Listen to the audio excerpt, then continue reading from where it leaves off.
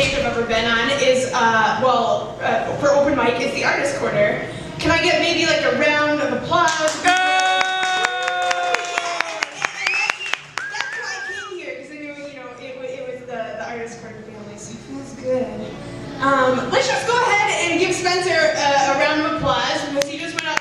He improvised the poem, and I don't know if anyone here has ever improvised before. It's really hard, especially when it's just you, so that's cool and impressive. I am going to do 2 poems tonight, and one of them is old, very old. Many of you have probably heard it. One of them is new, that I've never performed before. It is mid-edit, so be nice to me, please. All right, let's start with the old. Let's get the old juices flowing.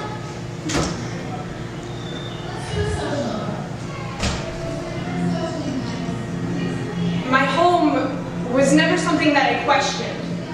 There was always the wooden staircase, the old piano, and my mother's garden. But I knew that home was bigger than that house. It mingled into the surrounding woods, the open fields, and the too many summers I spent skipping rocks along the riverbank. But in time, my home began to disintegrate. My first semester in college, a professor tells me where they buried the 38 bodies of the Dakota men they hanged in my hometown. He says, they buried them along the riverbanks. The first things to go were my memories. Starting to yellow, they tinted like soiled wallpaper. The truth had just started to curl out and drip to the floor. On my mantle, there's a photograph of myself only 12 years old, standing in front of Fort Snelling, smiling. They taught me how to churn butter and flash photographs of happy white settlers. What they didn't show me was the base of the fort. The rotten patches of earth that held prisoners, 1,700 Dakota people, a standing concentration camp in my backyard hidden behind log cabins and covered wagons. How could I have thought that my home was only my own? I guess those murders were much too messy. Someone decided it was better to whitewash the blood off of the walls, to celebrate Columbus Day, turn Native Americans into Halloween costumes. No. We don't have reservations anymore. We don't have racism anymore. My home was never something that I questioned. But now Minnesota is something I have no answers for. It is a place that holds truth by the neck, drags it to the river and holds it under till it's still. It's left me crawling beneath my floorboards, forever searching my favorite places for blood. Native Americans are not just a footnote in our history books. Ignorance is thinking your home is only 1 story high. Please, start questioning your homes. Pull out their histories like wasted bullets. Let your ideas crumble like a dying language, a broken family, a silent scream, please.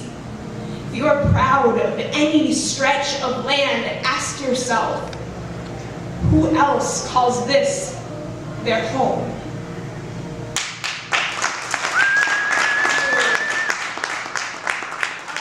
It's hard doing poems and stuff when you can hear things in the background. That's a challenge, so glad that worked out. I'm gonna have to read this other one to you if that's okay. It's this new thing I've been working on. I spent the winter making an interesting decision to live off of impulses or like spontaneity for a while. In the end, my car slipped on black ice and rolled a couple of times. So it's, it leads you to some different places.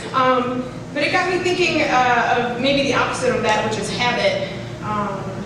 So I have this poem about habit that I'm working on. So. This is a story about habit. Habit was a nice boy. He walked the same path to school every day, just past the corner store in the Sunday morning park. He sat in the 3rd row in the 2nd column of Mrs. Neely's spelling class, where he constantly carved his initials deeper into the desk. Habit was a desk, sitting in an old house made perfectly and decorated with antique doilies. It was everyone's favorite place to drink a cup of coffee. Every morning, a woman would come to Habit, unfold her dreams from the evening, and stain the ring deeper into the grains. Habit was a grain. One small grain on one large conveyor belt. It rolled this way and that down the running aisle, swaying closer and closer to the edge. Had it not been careful, Habit might have fallen, spiraling rapidly towards the floor. Habit was a floor, covered in old mattresses, sullied sheets spilling onto the boards. Habit, new feet and asses like the back of a hand, warm bodies covering her and shifting in their sleep, but always reaching for the window. Habit was a window that hated the wind, tried to draw patterns in the gusts and slammed shut on every breeze. Habit only trusted the sunrise, precise, predictable, and always on time, but there was no surprise. Habit was never surprised. It's just so much easier to love a sunrise. Habit was a sunrise, climbing over the top of the city, brushing the skyscrapers from her face. She is finally broken. Shards of light streaming out of every pore. Habit starts to bleed. The blue bled into the red, streaking the sky messy, and momentary blurred clouds fade to purple, to gold. There are no patterns.